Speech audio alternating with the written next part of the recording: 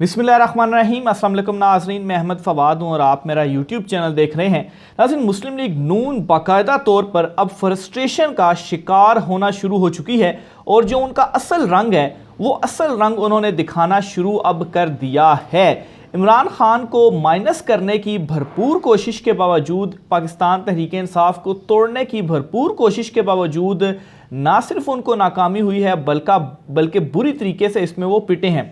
अब मज़ीद वो कुछ जो डिमांड्स हैं वो कर रहे हैं, जिनमें एक तो इमरान खान का जो फ़ौजी ट्रायल है और दूसरा जो है वो नवाज़ शरीफ की वापसी। और ज़ाहिर सी बात है किससे मुतालबा कर रहे हैं, एस्टेब्लिशमेंट से मुतालबा कर रहे हैं। कुछ चीज़ें इस हवाले से मैं आपके साथ शेयर करूँगा कि अब वो क्या कर रहे हैं। Asim Munir, army chief general Asim Munir जो हैं, उनकी बड़ी एक अहम मुलाकात हुई है शहबाज शरीफ से और उस मुलाकात के बाद बड़ा एक हंगामी स्टेप लिया गया है फ़ौजी अदालतों के हवाले से। और फिर जो कुछ दिनों से लीगी रहनुमाओं के जो बयानात सामने आ रहे हैं, जिनमें राना सनाउल्लाह और जावेद लतीफ़ के तो मैंने आपके सामने रखे हैं, लेकिन इसके अलावा ख्वाजा आसिफ और आज़म नज़ीर तारड़, इन दोनों की जानिब से भी कुछ अहम चीज़ें सामने आई हैं। ये सारी जो सिचुएशन इस वक्त बन रही है, ये मैं आपके साथ शेयर करूँगा कि किस तरह से अब जो मुस्लिम लीग नून है वो आहिस्ता आहिस्ता अपने उसी मुज़म्मती बयानिए के ऊपर आएगी और आप देखेंगे कि ये और भी बहुत बुरे तरीके से पिटने जा रहे हैं। इसके अलावा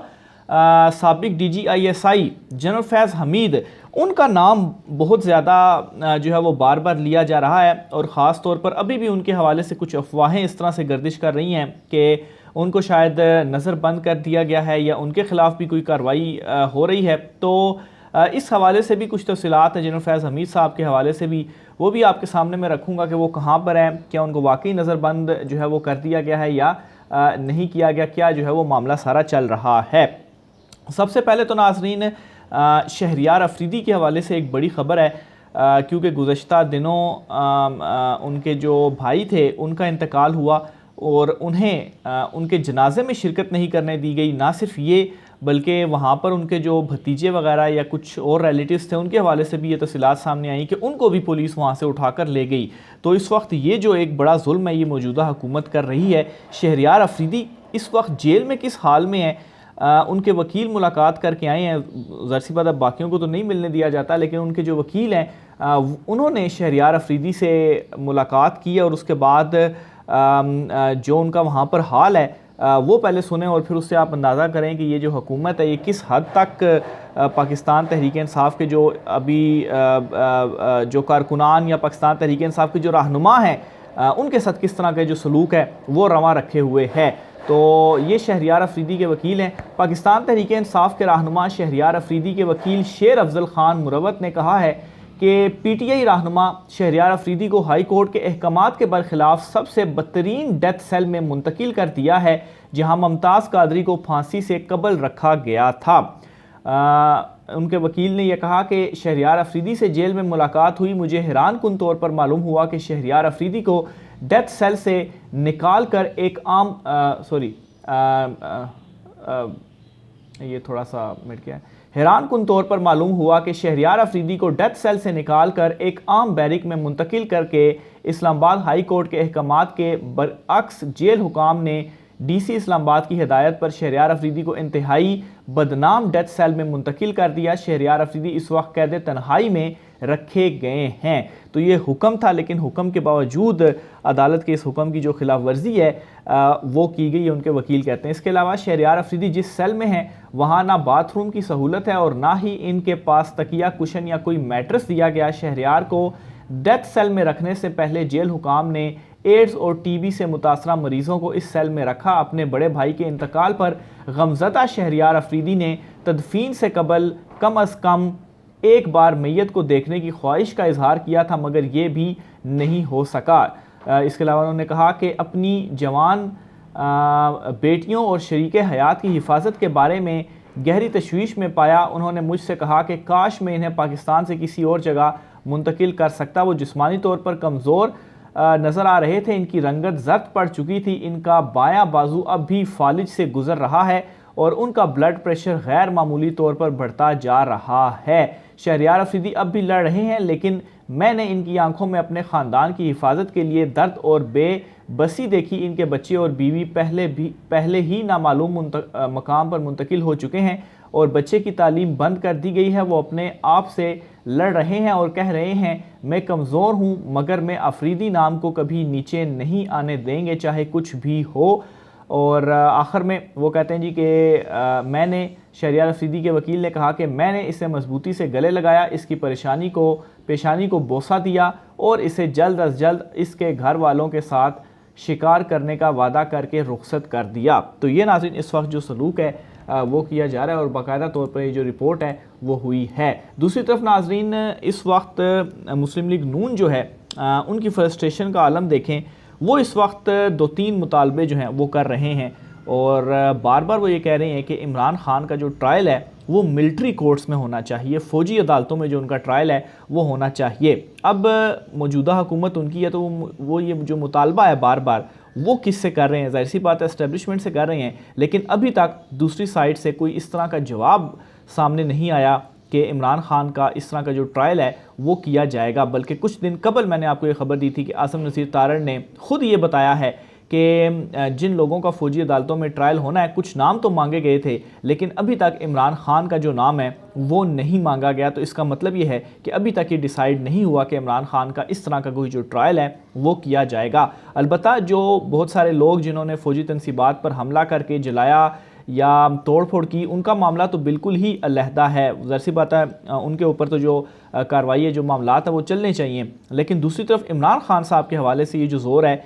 वो लगाया जा रहा है। ना सिर्फ ये बल्कि इस वक्त ये भरपूर मुतालबा किया जा रहा है कि नवाज़ शरीफ जो हैं उनकी वापसी हो और अभी तक इस बात की भी जो इजाज़त है वो नहीं मिल रही, क्योंकि अगर मिल जाती तो ज़ाहिर सी बात है जिस तरह से जावेद लतीफ़ बयानात दे रहे हैं या जिस तरह से जावेद लतीफ़ ने प्रेस कॉन्फ्रेंस की है वो प्रेस कॉन्फ्रेंस सामने ना आती और फिर उसके बाद इमरान खान के हवाले से जो उनके प्लान्स हैं, राना सनाउल्लाह ने एक प्रेस कॉन्फ्रेंस में कहा था कि 2-3 हफ्ते के बाद इमरान खान के अगेंस्ट कार्रवाई की जाएगी और इसी दौरान अब जो फ़ौजी अदालतों वाला मामला है इसके ऊपर भी कुछ बयानात अब मज़ीद तेज़ हो गए नून लीग की तरफ से। आज़म नज़ीर तारड़ हैं, उन्होंने एक बयान दिया है और इस बयान में उन्होंने ये कहा है कि मिलिट्री लॉ के तहत मुकदमात आलमी मुनसिफाना ट्रायल के तकाज़ों को पूरा करते हैं। फ़ौजी अदालतों में जारी मुकदमात के हवाले से आलमी मुआहदों की पासदारी की जाएगी। इसके अलावा वो कहते हैं जी कि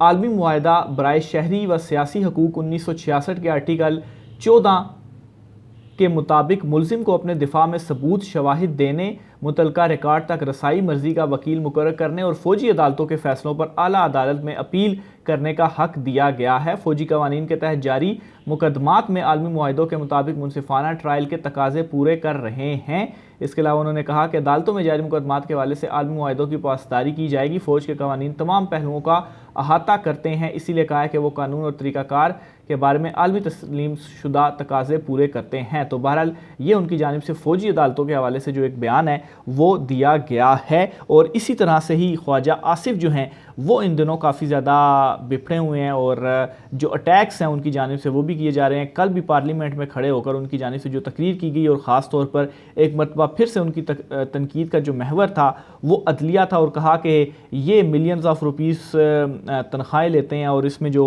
काम है वो क्या करते हैं। तो अचानक से ये इनको क्या हो गया, अचानक से ये कैसे जो बयानात हैं वो एकदम से इनके सामने आने लग पड़े हैं। अचानक से सुप्रीम कोर्ट की तरफ उन्होंने रुख करते हुए ये चीज़ें क्यों कह दी और फिर उसके बाद ये जो आज़म नज़ीर तारड़ साहब हैं इनका ये जो बड़ा बयान सामने आना, तो ज़ाहिर सी बात है कहीं ना कहीं जो फ्रस्ट्रेशन है वो मौजूद है। और फिर उसके बाद आप ये देखें कि आर्मी चीफ से कुछ रोज़ कबल शहबाज शरीफ की मुलाकात होती है और इस मुलाकात के बाद ही क्या होता है कि जो पार्लियामेंट का सेशन बुलाया जाता है उस सेशन में करारदाद पेश की जाती है ये जो फ़ौजी ट्रायल के हवाले से।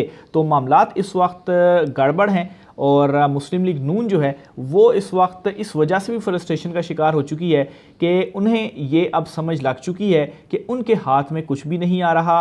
ये जो दस्ते शफकत है ये पीपल्स पार्टी के सर पर इस वक्त रखा जा चुका है। और दूसरी तरफ पीपल्स पार्टी ये जो फ़ौजी अदालतें हैं इससे वो इनकार भी कर रही है, यानी कि आसिफ जरदारी जो हैं वो इस वक्त इस मामले पर डटे हुए हैं कि जो फ़ौजी अदालतें हैं वहाँ पर इमरान खान का जो मुकदमा है वो नहीं चलना चाहिए। तो यहाँ से भी उनको एक मुखालफत का सामना है। और फिर इसके साथ आसिफ जरदारी जो हैं वो मज़ीद भी मिशन के ऊपर गामजन है कि पंजाब में जो हुकूमत है वो आसिफ जरदारी चाहते हैं कि इस मरतबा वो बनाएं। और इस हवाले से जो जोड़ तोड़ का सिलसिला है वो भी आसिफ जरदारी की जानिब से शुरू किया जा चुका है। तो ये नाज़रीन वो कुछ अहम तरीन चीज़ें थीं जो जिन चीज़ों को लेकर मुस्लिम लीग नून के अंदर इस वक्त बहुत ही ज़्यादा जो तशवीश है वो पाई जा रही है। और इसी वजह से अब आहिस्ता आहिस्ता उन्होंने जो अपना बयानिया है वो भी तब्दील करना शुरू कर दिया है। और आप देख रहे होंगे कि मुस्लिम लीग नून के ये जो 3-4 लोगों के मैंने आपको बताए हैं, आज़म नज़ीर तारड़, राना सनाउल्लाह, जावेद लतीफ़ और ख्वाजा आसिफ, ये जो है वो अब आहिस्ता आहिस्ता जो तनकीदी बयानिया है, जो मज़म्मती बयानिया है उसकी तरफ ये आ रहे हैं, क्योंकि इनको समझ लग चुकी है कि पंजाब में अब हम मिलकर हम जो है वो अपनी हुकूमत नहीं बना पाएंगे। ना ही नवाज़ शरीफ को वो जो वापसी का था कि नवाज़ शरीफ साहब वापस आ रहे हैं, तो ऐसा भी कुछ नहीं होने जा रहा। इसके अलावा नाज़रीन एक और अहम खबर थी सुप्रीम कोर्ट ऑफ पाकिस्तान से, वो भी आपके साथ शेयर करता चलूँ। जस्टिस मुसर्रत हिलाली इन्हें सुप्रीम कोर्ट ऑफ पाकिस्तान का जज तैनात कर दिया गया है, तैनात करने की मंजूरी दे दी गई है। जस्टिस मुसर्रत हिलाली जो हैं वो पेशावर हाई कोर्ट की चीफ़ जस्टिस हैं और ये दूसरी खातून जज होंगी जिन्हें सुप्रीम कोर्ट ऑफ पाकिस्तान में तैनाती की मंजूरी दी गई है।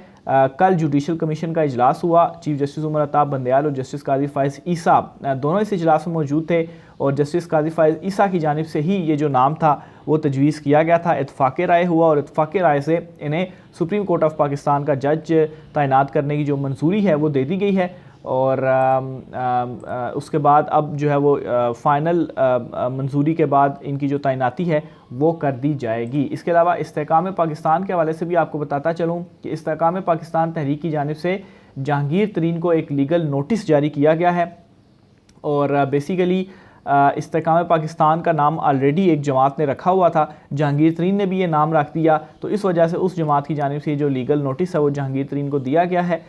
और इसमें यही कहा गया है कि जी जहांगीर तरीन ने ये जो नाम है वो चुराया है और वो इस नाम को इस्तेमाल नहीं कर सकते। तो बहरहाल इस्तेहकाम पाकिस्तान जो कि ऑलरेडी अदम इस्तेहकाम का शिकार हो गई है, एक नोटिस उनके नाम के ऊपर भी जहांगीर तरीन साहब को दिया जा चुका है। आखिर में साबिक DGISI जनरल फैज़ हमीद जो हैं उनके हवाले से एक बड़ी ख़बर है, क्योंकि सोशल मीडिया प्लेटफॉर्म और दीगर प्लेटफॉर्म के ऊपर ये ख़बर या ये अफवाह गर्दिश कर रही थी कि शायद इनको हाउस अरेस्ट कर दिया गया और काफ़ी अरसे से इनके हवाले से कुछ जो चीज़ें थी वो सामने आ रही थी। लेकिन जनरल फैज़ हमीद साहब की जानिब से ख़ुद सारे तमाम तर जो मामलात हैं इनके ऊपर खामोशी इस वक्त उनकी जानिब से या कोई उनकी तरफ से कुछ जो बयान वगैरह वो सामने नहीं आ रहा। तो बहरहाल ये अंसार अब्बासी साहब हैं, इनकी ये ख़बर है, जंग न्यूज़ में लगी हुई है।